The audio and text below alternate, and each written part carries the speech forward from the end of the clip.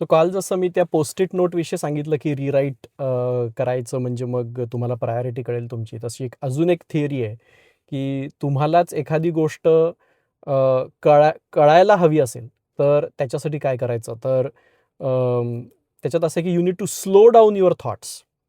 म्हणजे अ, पहिल्यांदी नुसते मनामध्ये जे विचार येतात, त्याला काहीही रेझिस्टन्स नसतो. So it will I mean रपारप, रपारप, रपारप विचार येऊ शकतील मनामध्ये. पण समजा तुम्हाला ते विचार ऑर्गनाइज करायचे असतील, तर you need to write them down. रायटिंगमध्ये सुद्धा जर तुम्ही कॉम्प्युटरवरती लिहिलं, तर it is much faster. But if you actually write it with hand, then it is even slower writing. You physically slow the thoughts down आणि मग then they will become more organized. आणि मग त्याच्यात अजून एक अशी गंमत आहे, की मी परवा एक हे विकत घेतलं, कॅलिग्राफीचं पेन.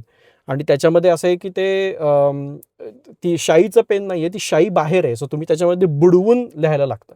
सो त्याच्यामध्ये असं होतं, की एका वेळेला 4च वाक्य लिहिता येतात.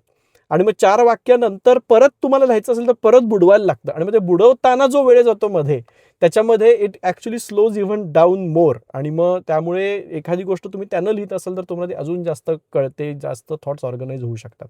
सो एखादी गोष्ट तुम्हाला स्वतःहूनच कळायला हवी असेल, तर मे बी ती स्लो डाऊन करण्याचे विचार करायला पाहिजेत. म्हणजे इदर ती दुसऱ्याला कोणाला तरी समजावून सांगणं, लिहून काढणं, ते सुद्धा हातानं लिहिणं, नॉट कॉम्प्युटरवरती लिहिणं. आणि ते सुद्धा अशा पेनानं लिहिणं, की ज्याची शाई थोड्या थोड्या वेळानं जाईल.